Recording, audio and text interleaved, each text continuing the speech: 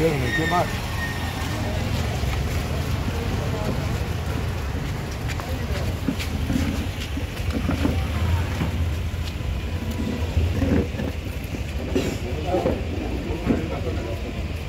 আমাদের মধ্যে এসে উপর আমাদের মূল অনুষ্ঠান এখনই শুরু করছি। ভারতবর্ষের প্রয়াত প্রধানমন্ত্রী, ডিজিটাল ইন্ডিয়ার প্রবক্তা, প্রয়াত প্রধানমন্ত্রী রাজীব গান্ধীর 34তম প্রয়াণ দিবস মুর্শিদাবাদ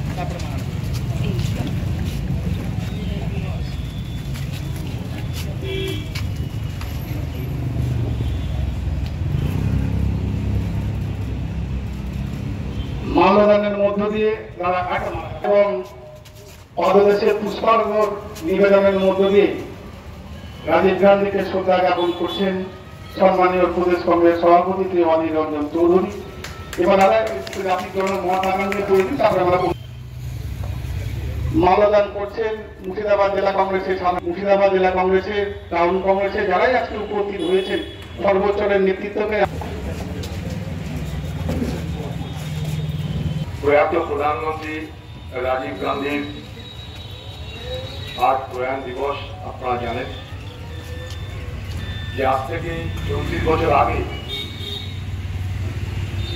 তামিলনাড়ুর শ্রীপেরাম্বুদুর বলে একটা এলাকায় যখন লোকসভা ভোট চলছিল, সেই লোকসভা ভোটের প্রচারে গেছিলেন রাজীব গান্ধী।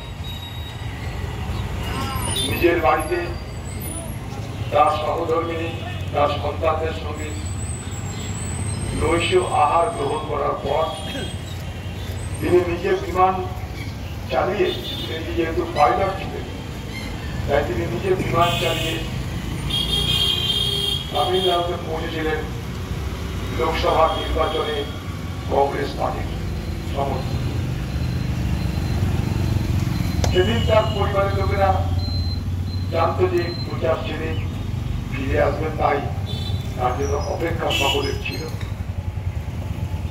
কিন্তু সেদিন সেই ভয়ঙ্কর রাত্রে 10:10 একজন মহিলা, যে প্রকৃত অর্থে একজন সন্ত্রাসবাদী দলের একজন কর্মী ছিলেন, তিনি গুটি গুটি পায়ে রাজীব গান্ধীর দিকে এগিয়ে এলেন তাকে মালা পরানোর জন্য। মালা পরানোর পর রাজীব গান্ধীর পায়ে তিনি নমস্কার করতে গেলেন। রাজীব গান্ধী খুব সহজ সরল মানুষ ছিলেন, মহিলাদেরকে তিনি অত্যন্ত সম্মান করতেন।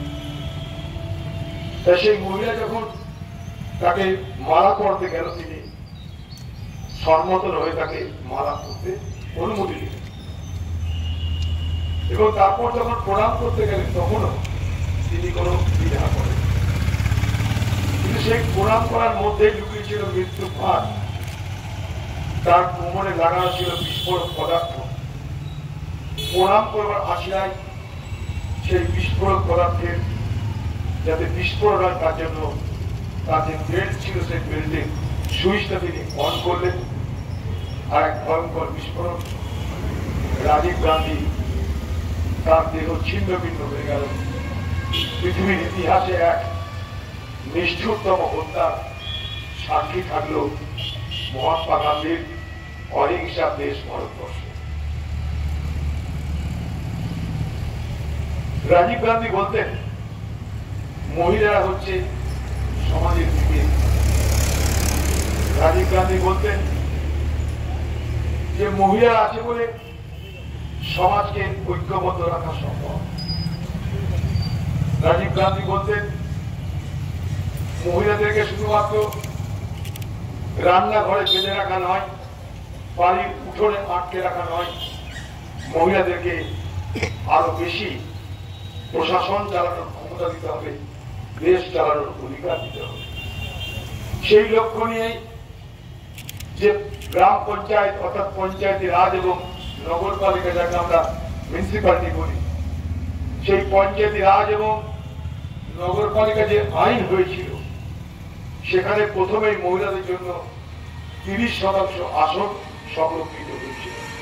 সেটা এখন বেড়ে 50% হয়েছে বিভিন্ন রাজ্যে। সূত্রপাত রাজীব গান্ধীর হাত ধরে।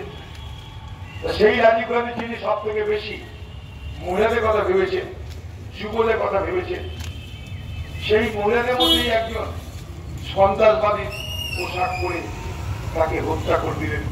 ভারতবর্ষের আত্মা হারিয়ে গেল, সারা ভারতবর্ষ শোকে দুঃখে কাতর হল। সেদিনের সেই সাক্ষী আমরা সবাই আছি। হয়তো এখানে অনেকে আছেন সেদিন এত বড় হননি, ছোট ছিলেন, স্মরণে না থাকতে পারে, অনেকে হয়তো সেদিন জন্ম হয়। সেই ভয়ঙ্কর দিনটি কথা আজও আমরা স্মরণ করি না। এই সেই রাজীব গান্ধী যিনি ভারতবর্ষের যুবকদের কথা ভেবে দেশ পরিচালনায়, দেশের নিয়ন্ত্রণে তাদেরকে অধিকার দিতে হবে এই আওয়াজটা তুলেছিলেন। যেখানে আগে ভোটের ন্যূনতম বয়স ছিল 21 বছর, রাজীব গান্ধীর নেতৃত্বে সেই ন্যূনতম বয়স 21 বছর থেকে নেমে 18 বছর হয়েছিল।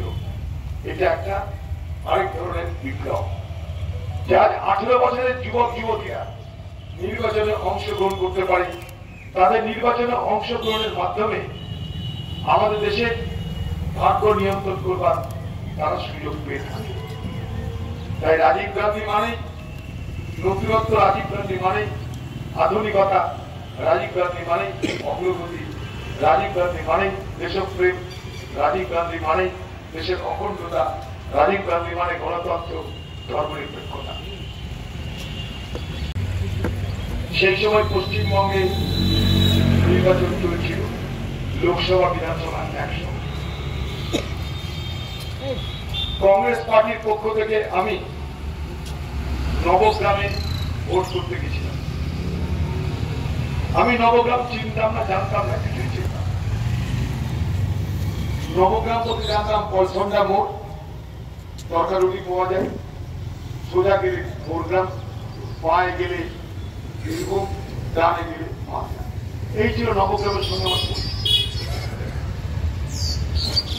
সেদিন নবগ্রামে কোনো কংগ্রেস দাঁড়াতে চাইতো না, কারণ নবগ্রামে দাঁড়ানো মানে নিশ্চিত হার, আর অল্প স্বল্প ভোট নয়, 30-40 হাজার ভোটে হার হতো। তো আমাকে যখন পার্টি বলল দাঁড়াতে, আমি বললাম ঠিক আছে, আমি দাঁড়াবো, কোনো অসুবিধা নেই। নবগ্রামকে সেই সময় তামিলের ভিয়েতনাম বলা হতো। সেই নবগ্রামে আমি ভোটে দাঁড়ালাম, আর ভোটে দাঁড়ানোর পর যেদিনকে ভোট হবে, মেয়েটাকে বসতে হবে, সেই দিন আমার ভোটের দিন এক ভয়ঙ্কর আক্রমণ।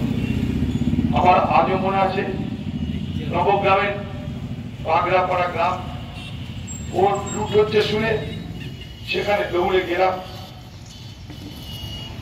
তারপর সেখানে যে আমার জন্য মৃত্যু ফাঁদ অপেক্ষা করছে আমি জানতাম না।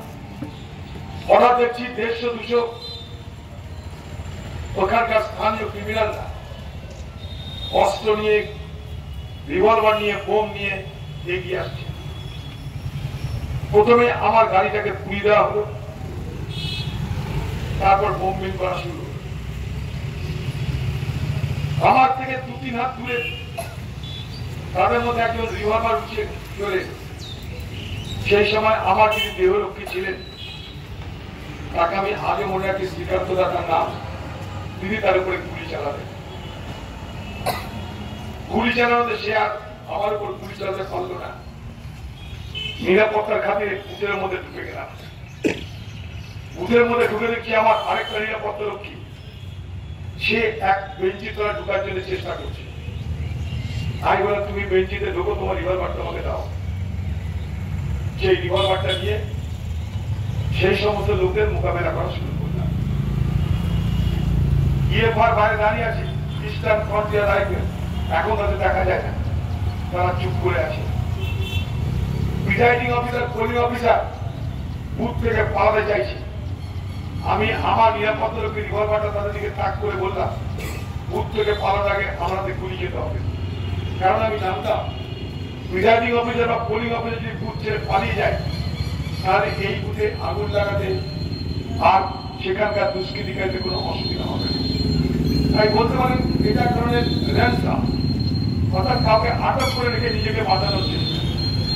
ঘরে আগুন লাগাচ্ছে, সেই আগুনকে নিভিয়ে খড় ঢোকাচ্ছে, আগুন জ্বালিয়ে সেই খড়কে নিভিয়ে সেই আগুন জ্বালা খড়কে বাইরে ফেলে রক্ষা করছে নিজেদের। এইরকম ভাবে ঘন্টাখানেক লড়াই চলার পর তারপরে আমাদের লোকরা চারিদিক থেকে এগিয়ে এলো, প্রাণে বাঁচলাম। ফিরে এলাম বহরমপুর, পড়তো জামাবার হলো, চারদিকে রুটে গেল অনিশ্চিত। আমাদের বুথের কর্মীরা সব বুথ ছেড়ে চলে এলো। আর বুথ ছেড়ে যখন চলে এলো তখন সেদিন আমার যারা বিপক্ষ পার্টি সিপিএম পার্টি তারা সমস্ত বুথ লুট করতে আরম্ভ করল। তবু আমি মাত্র 1300 ভোটে হেরেছিলাম। সেই নবগ্রামকে আমি ভুলিনি। আগামী 5 বছর সেই নবগ্রামের সঙ্গে আমার সরাসরি সম্পর্ক ছিল না, কারণ মিথ্যা কেসে ফাঁসি আমাকে মুর্শিদাবাদ ছাড়া করা হয়েছিল। কিন্তু বাইরে থেকে আমি নবগ্রামকে পরিচর্যা করেছি, নবগ্রামের মানুষের সঙ্গে যোগাযোগ রেখেছি, এবং আমি একজন ব্যক্তি যে ভোটের সময় মানুষের কাছে যেতে পারি। ভোটের সময় মানুষের কাছে না গিয়ে দূর থেকে ভোট চেয়েছি। তখন হোয়াটসঅ্যাপ ছিল না, মোবাইল ছিল না, ইন্টারনেট ছিল না, কিছু ছিল না। নিজের বক্তব্য ক্যাসেট করে গাছে বাজিয়ে মানুষকে শুনিয়েছি। 96 সালে আমি 20,000 ভোটে সেখান থেকে জিতেছি। আমি কথাটা এই জন্যই বলছি যে রাজীব গান্ধীর মৃত্যু, তার সঙ্গে আমার দুর্ঘটনা সব মিলিয়ে আমি রাজীব গান্ধীর কথা বলতে গেলে নস্টালজিক হয়ে যায়। আমি প্রথম রাজীব গান্ধীকে দেখেছিলাম 91 সালে ভোটের 8 থেকে 10 দিন আগে। সেদিন আমি প্রথম কংগ্রেস পার্টি জয়েন করলাম, যেখানে জয়েন হয়েছিল মোবাইলের মা। রাজীব গান্ধী যখন দেখলাম আমি সামনে থেকে, মনে হচ্ছে একজন দেবদূত দাঁড়িয়ে আছে, স্বয়ং দেবদূত দাঁড়িয়ে আছে, তার সঙ্গে হাত মেলালাম, মনে হলো জীবনটা আমার ধন্য হয়ে গেল। রাজীব গান্ধী আমার দিকে তাকিয়ে হাসলেন, প্রার্থী হিসেবে পরিচয় করালেন, চলে গেলেন। কখনো ভাবিনি যে সেই জায়গায় আমার সঙ্গে তার জীবনের শেষ দেখা হবে। সবাই যেমন ভালোবাসে রাজীব গান্ধীকে, আমাদেরও খুব আবেগের মানুষ থেকে। আজ আমরা কোথায় কোথায়, সে পার্লামেন্টই হোক, পার্লামেন্টের বাইরেই হোক, রাজনৈতিক বক্তব্য রাখতে গেলে রাজীব গান্ধীকে আমাদের স্মরণ করতে এই জন্যে তিনি দেখতে সুন্দর ছিলেন বলে নয়, স্মরণ করতে এই জন্যে সেদিনের তার ভাবনা, সেদিনের তার ভাবনা, তার দূরদর্শিতা আজও আমাদের সকলকে অবাক করে।